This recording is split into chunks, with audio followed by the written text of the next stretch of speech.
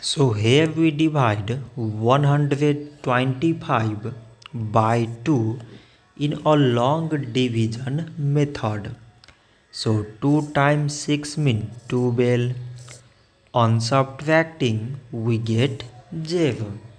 So now we bring down the number beside this 5 and we remove this 0. So 2 times 2 means 4. On subtracting we get 1. So now this 1 is less than 2. So we put here decimal so that we take here 0. So now it became 10.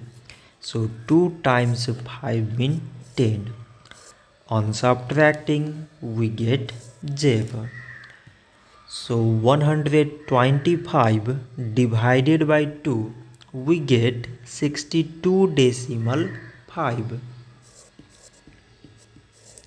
So this much for today and thanks for watching.